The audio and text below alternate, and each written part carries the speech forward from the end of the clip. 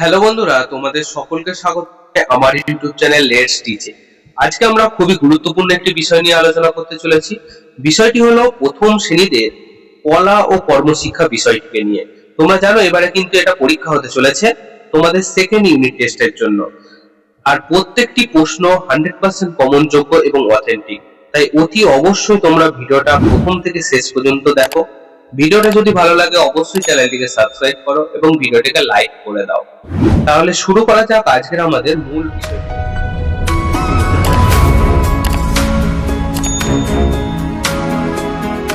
আমাদের পরীক্ষা সময় কত আছে? সময় 30 মিনিট আছে এবং পূর্ণমান হচ্ছে 15।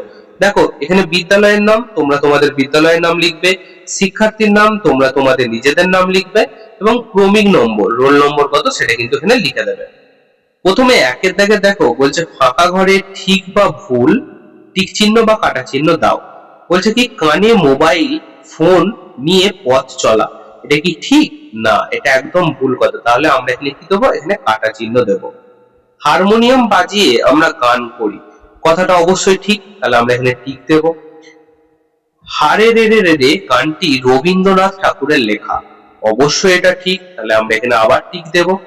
তারপরে দেখো এই যে এইটা দেয়া আছে, এটা বলছে আকৃতিটিকে সরল রেখা বলে না, এই আকৃতিকে বলা হয় বক্ররেখা, কারণ এটা বাঁকা দেখতে। যদি সরলরেখা হতো তাহলে কিন্তু এটা সোজা হতো। বলছে নীল একটি মৌলিক রং, অবশ্যই নীল একটি মৌলিক রং।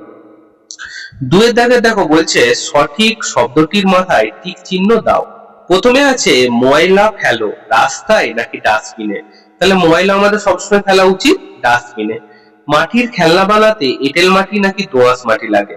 মাটির খেলনা বানাতে এঁটেল মাটির প্রয়োজন হয়। ইঁদুর জাল থেকে বের করলো ড্যাশ, বাঘ নাকি সিংহকে? তাহলে সঠিক উত্তরটি কি হবে? সিংহকে। একটি বক্ররেখার উদাহরণ হলো পেন্সিল না বোতলের মুখ। দেখো পেন্সিল সবসময় এরকম তোমার সোজা দেখতে হয়, কিন্তু বোতলের যে মুখ সেটা কিন্তু এরকম গোল দেখতে হয়। তাহলে এখানে বক্ররেখার উদাহরণ কোনটা? বক্ররেখার উদাহরণ হলো বোতলের মুখ।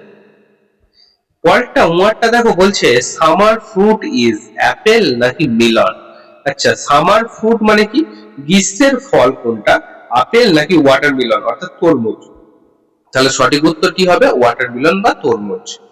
পরেরটা দেখো তিনের দাগের বলছে হারে রে রে রে অথবা ফুলে ফুলে ঢলে ঢলে দুটি লাইন গাও। দেখো আমি এই যে তোমরা দেখতে পাচ্ছ এখানে একটা ছবিতে আমি হারে রে রে এবং ফুলে ফুলে ঢলে দুটো গানেরই ছবিটা আমি দিয়ে দিচ্ছি। ঠিক আছে, তোমরা দেখতে পাচ্ছ, এটা দেখে কিন্তু তোমরা অবশ্যই প্র্যাকটিস করবে। ঠিক আছে, চলো চারের দাগে দেখো কি বলা হচ্ছে। চারের দাগে দেখো বলছে যে প্রাথমিক রং দিয়ে নিচে চিত্রটি ভরাট করো। তাহলে প্রথমে কি দিয়েছে বলো? প্রথমে আছে নীল হলুদ লাল। তাহলে প্রথমে আমরা কি করবো? নীল রংটা নিয়ে নেবো। তাহলে আমরা এখানে নীল রংটা দিয়ে এইভাবে এইভাবে তোমরা তোমাদের মতো করে একটা পূরণ করে নেবে। ঠিক আছে, তারপর কি আছে বলো? হলুদ আছে, তাহলে হলুদটাকে নিয়ে নি। হলুদটাকে এইভাবে নিয়ে এইভাবে করে তোমরা করবে। আর এবং শেষে কি আছে? শেষে আছে লাল, তাহলে লালটাকেও এইভাবে করে তোমরা তোমাদের মতো করে আরো সুন্দর করে করবে। আমার তো ভালো হচ্ছে না, তোমরা অবশ্যই কিন্তু সুন্দর করে করবে। ঠিক আছে, চলো তাহলে বন্ধুরা আজকে আমরা প্রথম শ্রেণীতে কলা ও কর্মশিক্ষা বিষয়টিকে নিয়ে আলোচনা করলাম।